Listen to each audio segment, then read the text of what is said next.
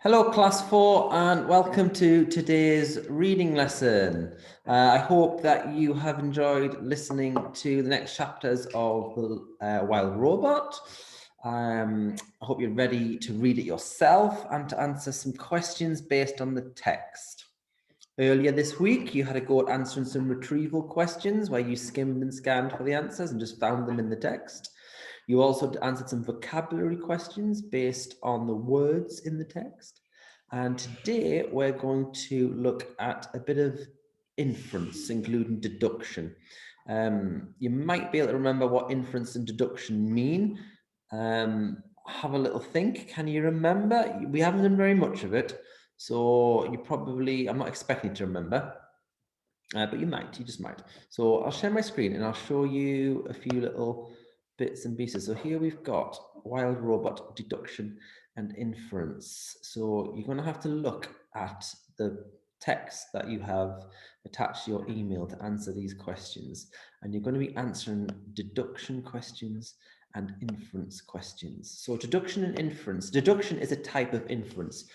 Deduction just means being a detective to look for clues for the answer. So you're going to look for clues. Inference is still being a detective. It's still being a detective. It's still looking for clues, but you have to guess because there might be a missing piece in the puzzle. So you have to guess at why the character might be acting the way they are or why something has happened. Whereas deduction, there should just be enough clues there for you to figure out what's going on. So I'm going to do a PowerPoint. I've got this PowerPoint. Hopefully, if I click on slideshow, it should still, it has, it's kept me going. So inference and understanding. So inference, deduction is a type of inference. It's using the text to find some answers. So we're going to start nice and simply by just looking at a picture. So you can look at that picture and you can see what's going on, look at what's happening there, and you can make some, be a detective, you can do some deduction to figure out what's going on. So here's some questions. Why is the man wearing small binoculars clipped to his glasses? The answer isn't there. You have to use a detective things to look at the rest of the picture and figure out what's going on. Why are there two people needed? Why are there two people there? Why is there a bright light above the patient's head? How can you tell that the people in this picture want to stay safe from infection? So 4 questions there that you can use your detective skills to look at the image and come up with an answer. So pause the video and with an adult in your house, just tell them what you think be your detective and what do you think the answer to those questions might be. Okay, so some possible answers you could have had. Why is the man wearing small binoculars? Because he's working on something small inside the mouth, he needs to be able to see it. Why are 2 people needed? There are too many bits of equipment for 1 person to hold. You could see that from the image. There's a bright light, so they can see everything that they're doing clearly. And they're staying safe. They want to stay safe because they're wearing gloves, glasses, and masks. Okay. Now you can do it from a text as well. You can just read this and you'll be able to be a detective, and in your mind, you'll make some inference about what's going on. So the old train stood at the platform as 3 young brothers prepared for their journey. Each sat atop a brown suitcase with an identification tag around their neck made from paper and string. They all wore their best coats, which were far too big for them, and their smart brown boots. Their concern and anxious thoughts were clear from their faces as they huddled together to comfort one another. So using that in your brain, your detective, you'll draw some inferences about what that might look like. And you can start to think about what might be happening. So they're sitting on a suitcase. What does that tell you?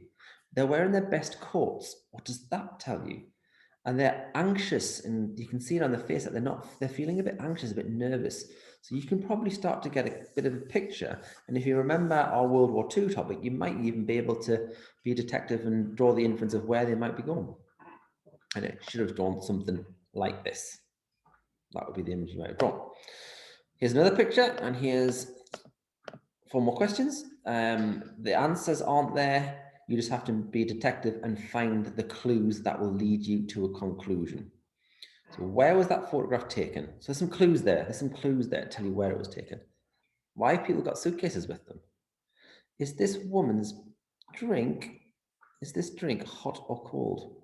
There's clues there that tell you. What's the weather like outside the building? Oh, now you definitely can't see what the weather's like, but there are some clues. So have a pause again and talk about those answers. Okay. Hopefully you'll have been able, it was in an airport because people are going on holiday. There's big screens with the flights on. They've got suitcases because they're going on holiday. The drink is hot because it's in a special type of cup that you have hot drinks in. The weather looks sunny and warm because you can see the sunlight on the floor. The woman's wearing sunglasses on her head and she's got a skirt and a short sleeve t-shirt on. So the weather's probably going to be warm. I could go on with some more examples of this. So here's another one. If you want to pause the video and draw what you think is going on there. And your inferences should have drawn you to, oh, it's lost. Yeah, there it is, the statue. A woman, that's the statue, and that's the, yeah, so I don't know whether you would have drawn that, because if you don't know, then you probably wouldn't have drawn the Statue of Liberty because you might not be aware of it. But anyway, that was what the inference would have brought you to. So let's have I'm going to stop the PowerPoint now. Now you can also draw inferences from a piece of text. If I go back to your questions, look at the first paragraph of chapter 37. Why do you think Brightbill is spying on the squirrel? So it doesn't tell you why Brightbill's spying. So you have to read the text, be a detective, and see if you can make an inference as to why you think Brightbill might be spying. Next one, look at the fourth paragraph of chapter 37. How does the narrator feel about chit-chat? So the narrator doesn't say, I love chit-chat. You have to read the paragraph and see what you think the narrator's thoughts are. Same again here, it doesn't tell you why the squirrel smiles explicitly. You have to be a detective to read around and figure out what's been going on, why the squirrel might be smiling. Finally, how is Roz different from normal robots? On question 4. And there's a couple more questions there that you're going to have to just be a detective to try and find the answers. They might not be clear, so you're going to have to switch those detective brains on and have a really good go at it. How do you get to your work once you finish this? You need to go to your...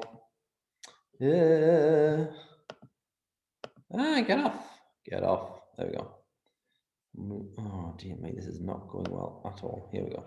So you go to your emails, and then when you click on that link on your read an email, it'll bring you to this page here.